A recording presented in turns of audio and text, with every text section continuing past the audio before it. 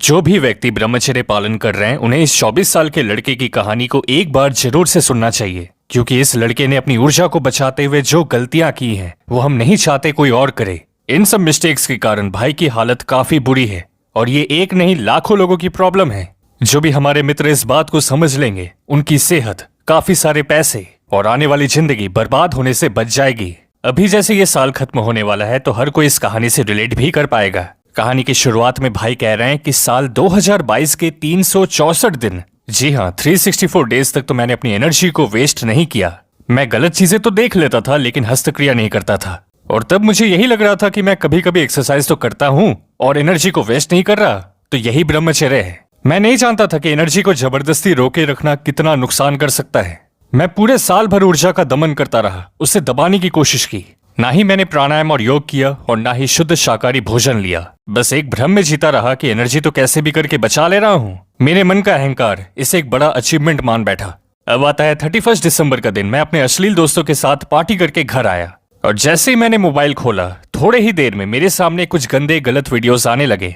यही सोचा कि इस बार भी देखूंगा लेकिन कुछ करूंगा नहीं, और तभी मानो किसी नकारात्मक ताकत ने मुझसे कहा कि साल का आखिरी दिन है, कर ले, कुछ नहीं होगा। कल 1 जनवरी है, फिर से ब्रह्मचर्य शुरू कर देना। 364 दिन तो अपनी एनर्जी को बचा लिया, अभी एक दिन में कितना खो दोगे। तो समझे मित्र, इस तरह से कई सारे मेल हमें मिलते हैं कि संडे के दिन, महीने के आखिरी दिन या फिर जब साल खत्म हो रहा होता है तब इस तरह के उल्टे विचार मन में आने लगते हैं। अब इस भाई ने जब पहली बार गलत काम किया तो ये नहीं रुका, क्योंकि इसने दमन किया था अपनी ऊर्जा का, तो एक के बाद एक कई बार अपनी एनर्जी को खोता रहा। जब मैं इनका मेल पढ़ रहा था तो मैं खुद हैरान रह गया। 9 से 10 बार एक ही दिन में इनसे गलती हुई है। और जब 1 जनवरी नया साल आया तो भाई की नींद दोपहर के 12 बजे खुली। 1 बजे इन्होंने ब्रश किया, वापस आकर मोबाइल खोला और साल के पहले ही दिन उसने अपनी ताकत भी खो दी। जबकि अगर वो दमन ना करते, कैलेंडर के हिसाब से ना चलकर अपनी बुद्धि से सही राह को चुनते, तो उनके लगभग 2 साल पूरे हो जाते अभी ब्रह्मचर्य में। लेकिन अभी हालत ऐसी है कि 1 महीने भी बहुत मुश्किल से पूरे हो पा रहे हैं। पहले तो ऊर्जा बचा ले रहे थे, अब तो वो भी नहीं। जो थोड़ी चमक आई थी, शरीर में बल आने लगा था, वो सब चला गया। उल्टा हालत और खराब हो गई। न पढ़ाई में मन लगता, न किसी काम में। कोई प्राणायाम योग शुरू करता तो वो भी 2-4 दिन में ही छोड़ देता था। जिंदगी मानो अटक सी गई थी, कोई प्रोग्रेस ही नहीं देखने को मिला। कॉन्फिडेंस गिरता चला गया।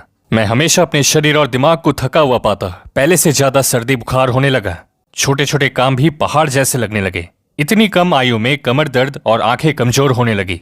हमेशा अफसोस में जीता रहा कि काश मैंने सही से ब्रह्मचर्य का पालन कर लिया होता। भाई आगे कहते हैं कि मेरा रियलिटी पर से मानो कनेक्शन टूटने लगा था।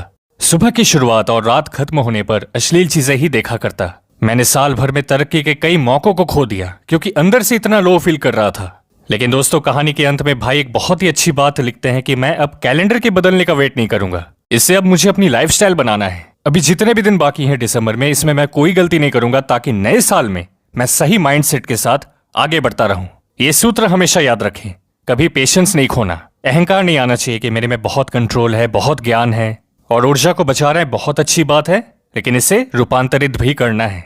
और आपके मन में जो भी सवाल हो ब्रह्मचर्य को लेकर, आप हमें कमेंट में लिख सकते हैं। इंस्टाग्राम पर हम आपसे काम की चीजें शेयर करते रहते हैं। टेलीग्राम का लिंक इसी वीडियो के डिस्क्रिप्शन में है। आइए साथ मिलकर ब्रह्मचर्य का पालन करेंगे।